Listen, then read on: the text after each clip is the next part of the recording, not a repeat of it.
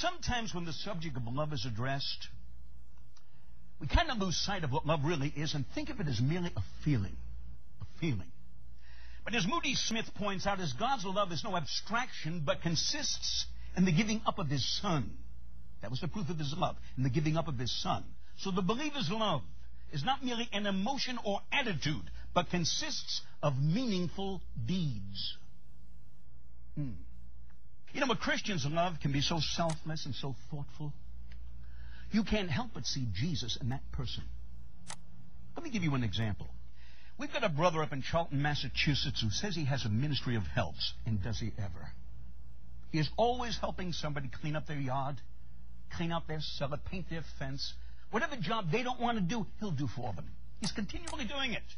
This man never let a year go by where he didn't spend days at a time helping me cut down trees and haul them in for firewood.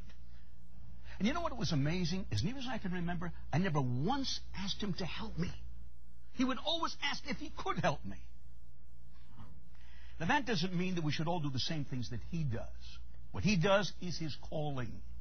But whatever God tells us to do for someone, we should do just as anxiously and just as compassionately. You know that man's attitude alone taught me more, and I mean this, taught me more than most ministers I've ever sat under, which is kind of a story in itself. All right, let's skip down to verse 17 and look at the revelation that John gives us here. Herein is our love made perfect, or entire and complete, that we may have boldness in the day of judgment. Because as He is, so are we in this world. Do you need confidence in your salvation? Do you want to be sure that all will go well for you on the day of judgment? Listen, try love. Try love. Now, we looked at this verse a couple of weeks ago, and as we explained then, this word boldness here speaks about spokenness, of freedom of speech.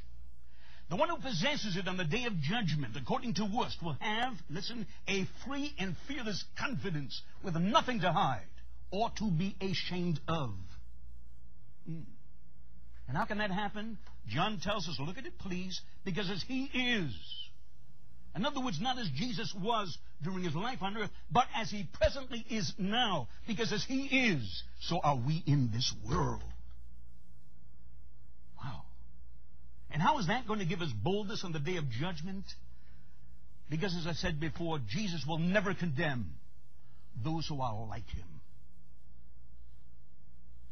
All right, concerning the fear that some Christians have of the coming judgment, John says this in verse 18. There is no fear in love, but perfect love casteth out fear, because fear hath torment.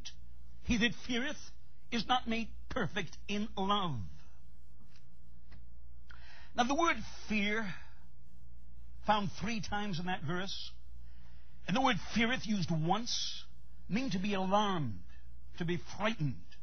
It's a cringing type of fear that a person has who knows they're about to be punished. It would indicate that all's not well with the one who has it. So John says that there is no fear in love. In other words, there's none of this morbid fear in love. But it can be found in the absence of love. Where there is no love, fear rushes in to fill the void. Now, this can be especially seen in lost people, the lost, who are filled with this fear. Why do they have it? Because of their self-centeredness and inability to truly love without any conditions attached.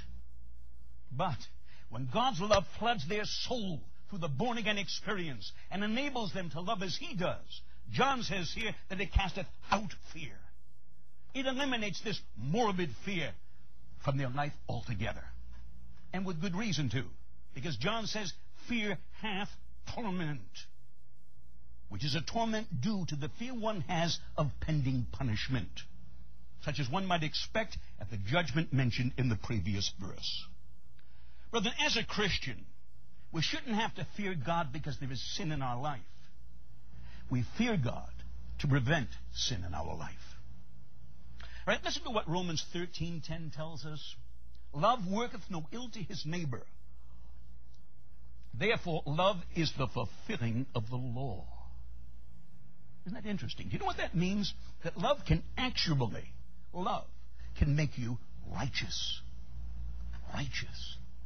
You say, but how? How can a love for others fill all of God's law or fulfill all of God's law? Because we find it very hard to sin against those that we love.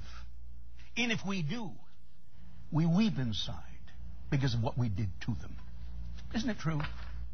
And isn't it also true that the more we love them, the more impossible it becomes to hurt them? So love prevents sin. But where there's an absence of love and people even hate, this becomes a breeding ground for sin. It allows it to come easy. As we can see from John's writings here, this lack of love and the sin it breeds, in turn, produces fear.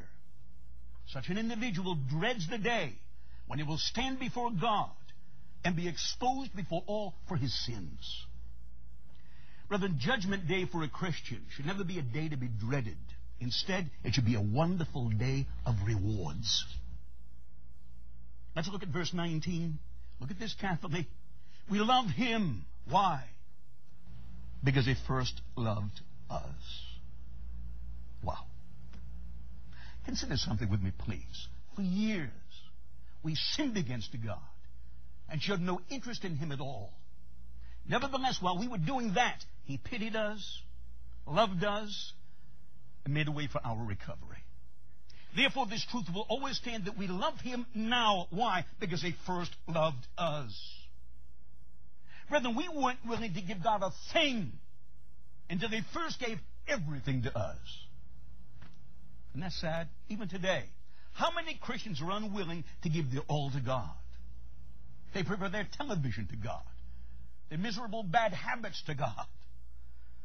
You know, a little girl went up to her mother with her dolls in her arms, and she said, "Mommy, I love them and love them and love them, but they never loved me back."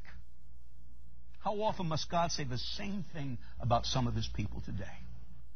But you know, this problem of leaving God out, and we do, is very common in the church today. Let me give you the perfect illustration of this. See this little line we're discussing, we love him, in verse 19, we love him. Would you believe that he's even denied his rightful place here? It's a fact. Modern translations take out the word him. Theirs would read, as in the New American Standard, we love because he first loved us. What a pitiful blunder. But nevertheless, a perfect sign of the times. Brethren, listen, do you want to know how much God loves you? I mean, really want to know how much God loves you? Would you listen to this?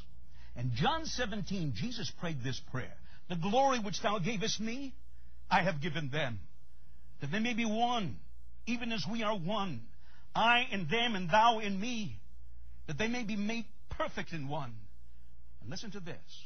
And that the world may know that thou hast sent me and hast loved them. Listen to how much.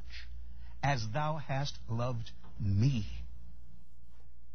So the Father loves us with a love that Jesus could only compare with the love that the Father has for him.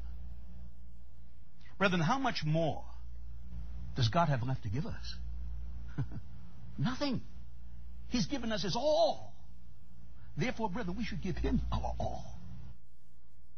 All right, John's intentions in this verse wasn't to illustrate how late our love for God came, but that when it did come, it came as a result of his love for us. And since that's the case, that his love is the very source of our own, he says this in verse number 20. Look at it carefully. If a man say, I love God, and hateth his brother, he is a liar.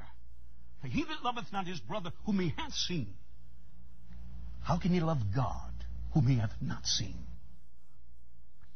Now, in this verse, John presents a piece of logic that can be obviously very incriminating. Let's look at it again. If a man say, in other words, if this be his claim, I love God, meaning this is how I feel inwardly, and hateth his brother, as his actions prove outwardly, he is a liar, John says. Because he's either fooled himself or is trying to fool somebody. So to wake him up from his delusion, John calls him a liar and explains why.